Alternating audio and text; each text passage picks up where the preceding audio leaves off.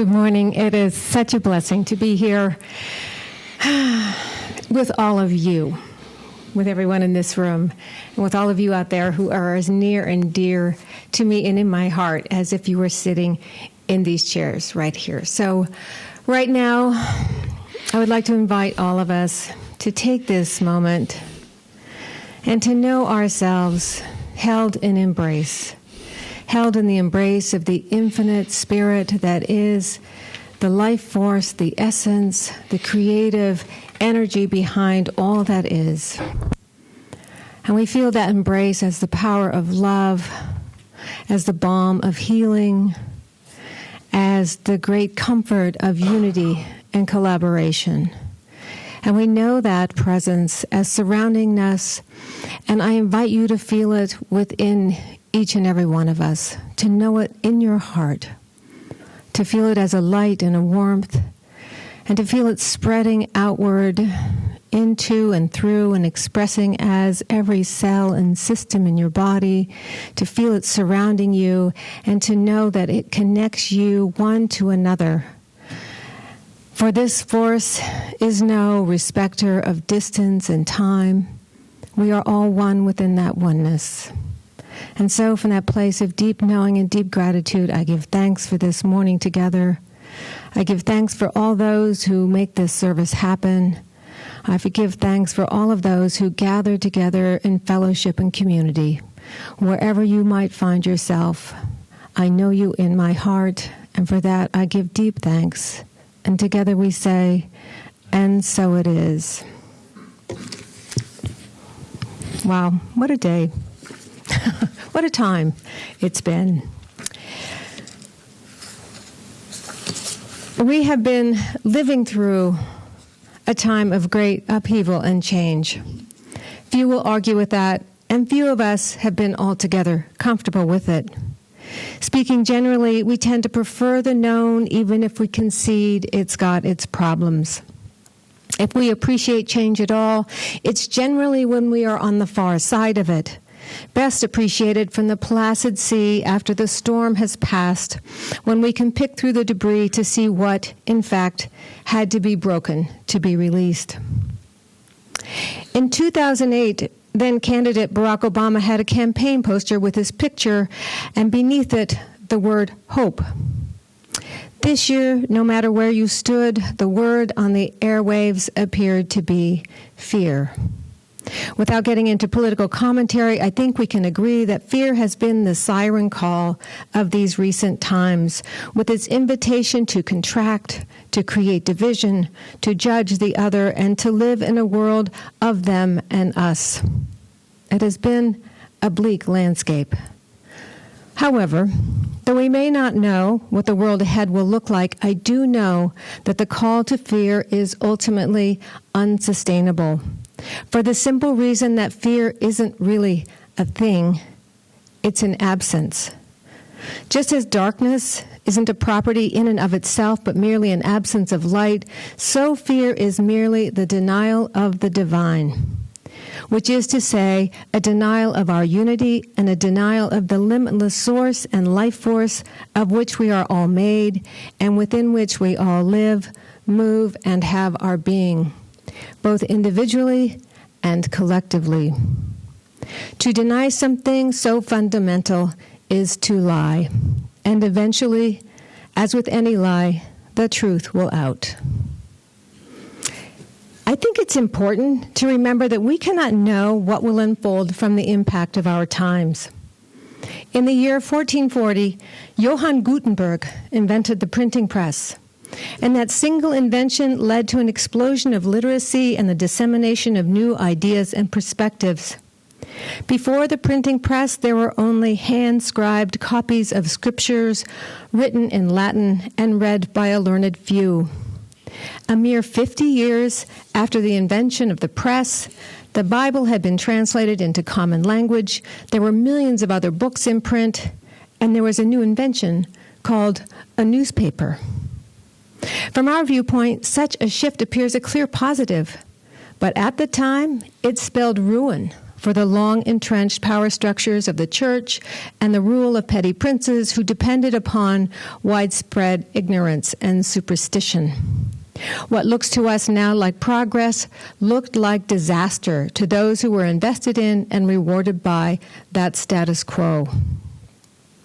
Martin Luther and the Protestant Reformation wouldn't have been possible without the printing press.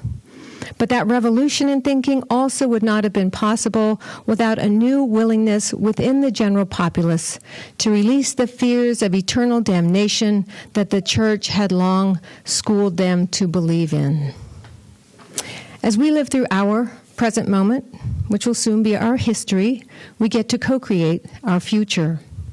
We can do that by continuing to contract, choosing the ephemera of fear and the lie of separation, or we can co-create our future by acknowledging our common thread and by aligning ourselves to the power and presence of Source as it seeks to express and expand as and through each of us to create something new, something quite possibly beyond our ability even to imagine.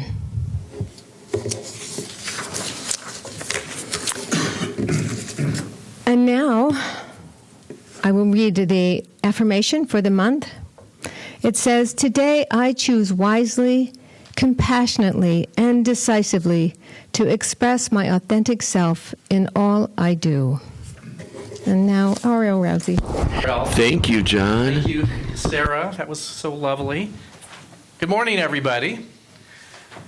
So we have an interesting, different energetic change this morning. We have a little bit over half the country that is elated, and we have about half the company that is not elated, that is feeling a loss. I think right now is the perfect moment to begin to talk about reconciliation and to bring our communities together and our families together. And you might say, well, why now? We just had this big contest, and it's right after the fact. No, for some reason, energetically, it feels like a good time. It's like we're done with the fight temporarily, and I think we have a little bit of pause that we can begin to actually consider what we're doing as families, as communities, and countries. That and it really shows in what we teach in Science of Mind that you will, in a sense, repeat things until you finally learn what it is that you need to learn. I really look at it as kind of like the merry-go-round kind of version of life, that when you're on the merry-go-round, at first it seems like fun and exciting and that great things are happening and you can choose any one of the wooden horses that go up and down, but before long, even when you were on one as a kid, you realized, I'm not going anywhere. And once the merry-go-round stops, you get off at the same place that you entered. And your only option is to, in a sense, get on the merry-go-round again. So I think we have this momentarily almost pause in consciousness where we can choose whether you're happy this morning or not happy this morning to reconcile and to get off the merry-go-round. And it takes, though, a really deep discernment, because it's not about judging everyone else's movement on the merry-go-round. It's about looking at our own and, in a sense, turning on the light of our own behavior. And in not a way of guilt or shame, but just to look at what have I been doing in my actions? What have I been doing in consciousness? What thoughts have been going through my head that have possibly been divisive in fear-making? So as I was thinking about this week, kind of an interesting and unusual metaphor came to mind. Actually, it's a real thing. So when I was in my early 20s, I had a group of core friends, and it was almost kind of like that show Friends, that we would always kind of go en masse at different places, and living in Los Angeles. And of course, the highlight of the week, of course we thought then, was going out on Saturday night. And we had a few different places, but the place to go was this dance club that was a converted warehouse. And when it was full, which it usually was on Saturday nights, there'd be 500 or so people in there. So just imagine this. Go back to the late 70s now. You remember it, don't you, some of you? So, and of course, at 22 and 23, this was so exciting and so compelling. Remember how it was, oh my God, we're going to the club, and the lighting was so subdued and mysterious, and there was dark corners where things happened, and I won't even tell you about that. But things did happen over there. And downstairs there was a cabaret where you could see live singers, and there was quiet spots that you could go rest, and all the lights and this, and it was just, we thought, the best thing ever. But of course, this club had something they were obligated to do at 2 a.m. They had to make sure that alcohol was out of the hands of all 500 people, and that they exited as quickly as humanly possible. So imagine, you think, how would I get 500 people out of a room who are like really happy to be there and having a great time? So at 10 of 2, this warehouse, which had really high ceilings, just imagine how cavernous it was. They had this amazing system of fluorescent lighting. That exactly at 10 to 2, someone flipped the switch, and that mysterious mood lighting stuff went to, oh my God. And it didn't matter how many times that you had been there, it was like a shock. The corners that were so mysterious and things happening suddenly weren't so mysterious anymore. The people that you saw were so alluring and handsome and pretty weren't so handsome and pretty anymore. And you knew that included you. So it was like, for self-preservation, you needed to get out of that fluorescent lighting. And of course, at that point, it was all over but the hangover, I guess you could say. The reason why I thought about this week is that this can be a lights-on moment for us to leave the drama behind, leave the phony mood lighting behind, and take a really deep look at what we have been up to. And with all the unprettiness that it may involve, and again, include yourself, because remember, we would ourselves be running out of that warehouse when the fluorescent lights went on. So to really take a good look, and to see where we have been to, and to do some self-evaluation with ourselves, with our families, with our communities, and with our country, and to not point a finger at anyone. Can be a time of great reconciliation. I returned a bit to, a book I used last month, by Julia Cameron called The Prosperous Heart, Creating a Life of Enough. And she goes through a program of prosperity that, yes, it involves money, but it's more about, what are you doing with your life? What is your life made of? What kind of systems do you have in your life that supports a life of meaning and of prosperity? And what are you doing that doesn't support that? And it's about a 10-week program she has you go through. And this particular chapter, about midway through the course, is on forgiveness. And in this, it's time for review. That she's been telling the readers to look at your personal systems. How have you been dealing with life? What do you have in place? Let's just really look at it now. And she used a word, let's put counting into our life, meaning like write it down. Not only how are you spending your money, but how are you spending your life, in a sense. To really put it down so that, because often we say, or sometimes, gee, how did that happen? She wants us not to be able to fall back on that anymore. That you need to know why that happened. So here's something she wrote. Yet part of us may recoil from this newfound knowledge. For what we discover are habits that may have been years in the making. As we bring our personal history into the light, we want to look away in embarrassment, in shame, in despair. On paper, out of the shadow of denial, and in black and white, our mistakes blind us. How could we have not seen it? We want to stop counting. We want to shove our knowledge and our tools under the rug. We want a break from this painful clarity. We want to numb ourselves again. But we must not look away. Hiding is not the answer. There is a line in the big book of Alcoholics Anonymous that says, once an alcoholic has been exposed to AA, his or her drinking is changed forever. So once the light goes on, you can't not see it anymore. So even though we may see things that we don't feel so good about in our behavior as of late, we need to look at it. And again, not blame or shame, but it's about coming to a different way of being in our world. And I know that it can be difficult, but I believe this is what we are being led to do in this point of history in the world. That elections are meaningless unless if we take the positive aspect of that new direction and take it truly into a new direction. So regardless of how you feel about the election today, you can turn on the light and start to heal yourself, your family, your community, and the world. And I know it's rough. It's so easy to talk about, the oneness of all beings, in a sense, when you don't have them in the room. It's easy to talk about it in a larger spiritual sense. Yes, the presence of the divine is in everyone. But when you're facing that person that you have conflict, possibly even in your own family, it can seem impossible. Believe me, I really know.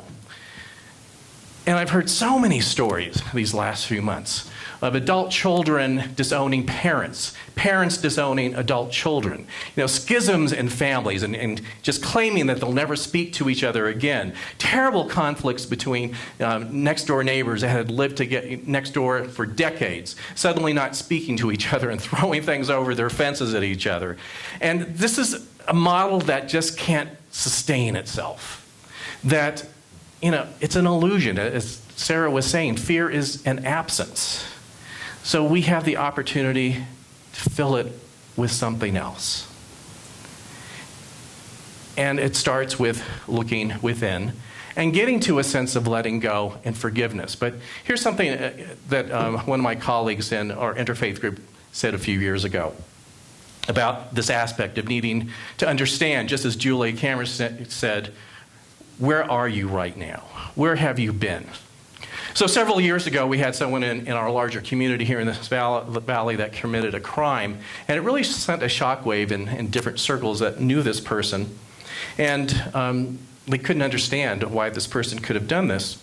And we were discussing this at our interfaith group, not because we were discussing the person, but how it had affected so many people in our community. And one of our members said something that at first almost shocked me, but then it made so much sense, and he said, don't go too quickly to forgiveness. Now, he wasn't saying not to forgive. He said that you can't go to forgiveness until you really understand what you're feeling, what you're doing, what your part may have been, and how you can even begin to move forward. That you really need to be present where you are before you can move on and let go and forgive. And I think that's part of what the Lights On opportunity is right now. Really take a look. Where are we? What are we up to? And yet, conflict shows up as our brothers, our sisters, our aunts, uncles, our parents, our next door neighbors, and suddenly when you put a face on it, boy, it can seem so difficult, even impossible. So over the years, I certainly have shared a lot about my story and my parents and my father, but I want to share a little bit different take on my relationship with my dad, because in many ways it's like it is today. That having to consider welcoming someone back into your family that you had mutually disowned. And again, when there's a face on it, it seems impossible. So for about 10 or 12 years, my brother and sister and I had been estranged from my dad. And the reasons don't even matter at this point. And we had become comfortable in our separation. We had created our own family traditions, my brother and sister and I, and their growing families. And it just seemed like we were at peace with what had happened after so much time.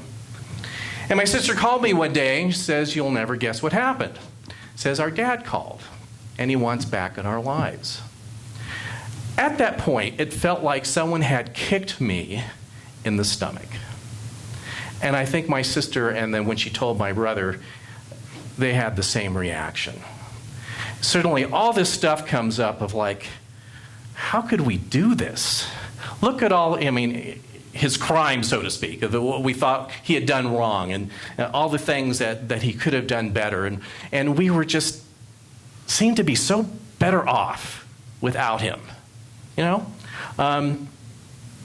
And So that is so like today that if you haven't cut off any relationships in your family or your community right now, you might be on the verge of doing so. You might be saying, we would be so much better off without them if we just cut the cord. Let them be in their own way of thinking, which is so much different from me. Just let them be over there. Let them do whatever they're going to do.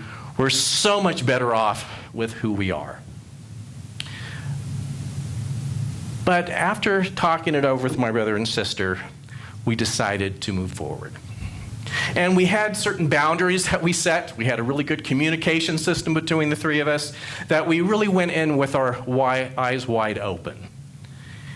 And it wasn't all great. It was a little messy at times. There were a couple moments that we were ready to cut this deal off and go back to the way that it had been before. But the one thing that we noticed, that as imperfect as my father was, in our opinion, he was really stretching in a way that he had never stretched before. That even though it wasn't up to our high standards maybe, he was really giving it a go.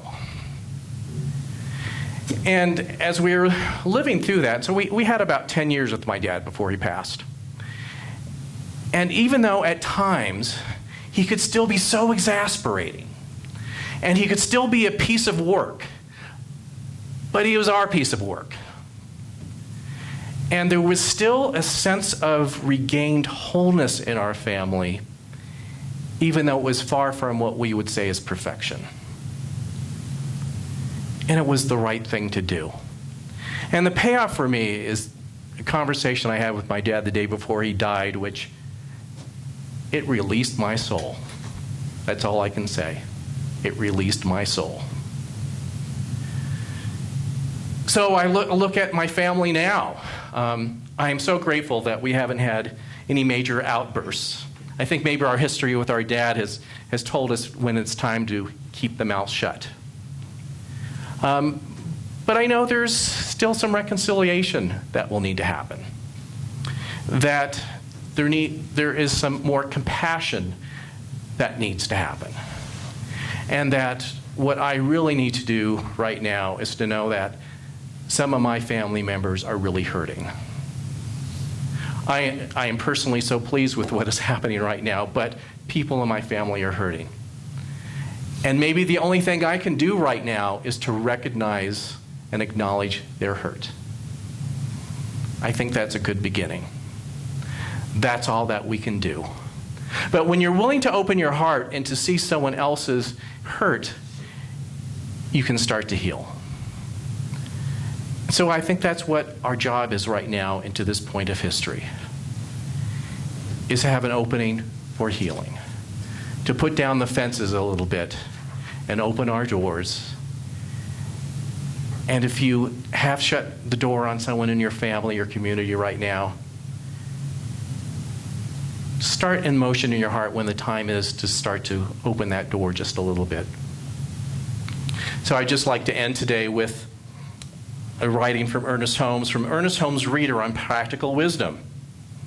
He wrote, "Humanity and divinity will be identical when we recognize divinity in humanity.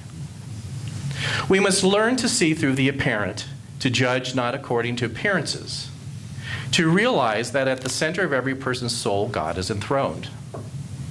Compassion and caring are the ties that bind us together in mutual understanding and in the unified attempt to uncover the divinity in each other. Compassion is the most gentle of all her human virtues, for it is in the outpouring of the divine givingness through all. When the members of our community love one another, that community is solid, prosperous, and happy. Suppose we make a daily habit of feeling that we like people and that they like us. We belong to them and they belong to us. In a very real sense, everyone we meet is part of our family to love and to enjoy." So let's just take that within for a moment. And as we know that the presence of the divine is within all things, Let us now release anything that does not look like that. Let us release opinions. Let us release fear. Let us release the need to be right. And let us just be in community. Let each one of us be the ones to make the first move.